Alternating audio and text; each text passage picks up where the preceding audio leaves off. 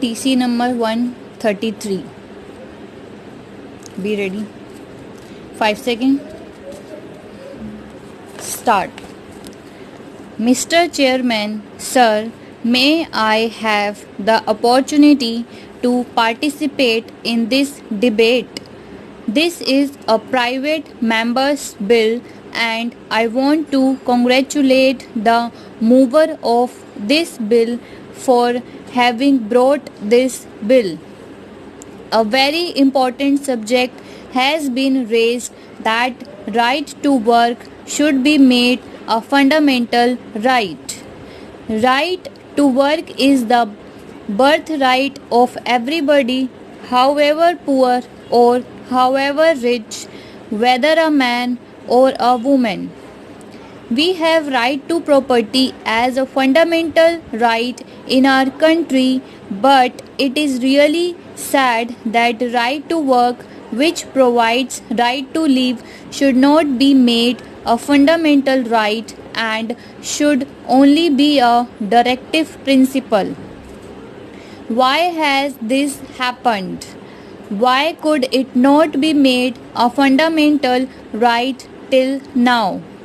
It is known that once it becomes a fundamental right, it's become justiciable.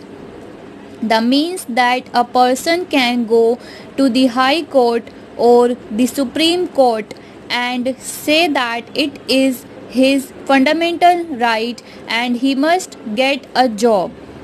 But as the government was not sure that it would be able to provide employment to every citizen, it did not do so.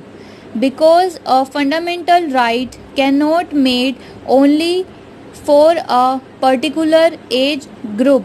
It is for all citizens and every unemployed citizen can come to the court and claim his right for a job to be given to him.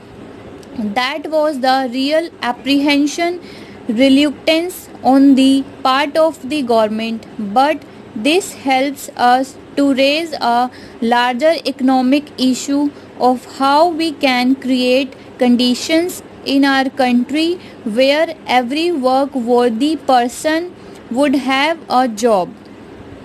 It is this subject which is being debated, and this is what should be debated as the most important subject in the parliament and in the country today. Unfortunately, I find very few people taking interest in this. Today, if we just introspect and sit a little coolly and consider how much energy is being wasted on trying to win debating points, trying to sensational, trying to have mere superficial debate in this country, we will find that we are doing that too much. But the real issue is how to provide employment to every young man of this country, because after all, what is socialism? When we say that we have pledged ourselves in the preamble that we will establish a democratic, socialistic, secular, sovereign republic, what does it mean? What is socialism? It means all members of our society must have an equal opportunity to live a decent human life. Such conditions must be created in our society where every single individual should have that right. This is the simple meaning of the word socialism. A society where a few do not have an opportunity and a right to exploit and extort. Such a society should be created, and this is what socialism means. And to bring it about within the framework of a democratic structure. that is, by the will of the people, is the meaning of the concept which our founding fathers have enshrined in the Constitution when they said that we will have a democratic socialistic society. Let us ask ourselves this question: have we succeeded in doing it? When I am participating in the debate today, I am not going to speak from the point of view of winning or scoring the debating points between people on this side or that side. I think it is the duty of all of us, these 800 people in this house and in that house, who have been entrusted by 80 crores of people of this country with the task of doing something that will change their destiny and change their life. It is incumbent on us to sit down and to give the topmost priority to consider as to how we can achieve this.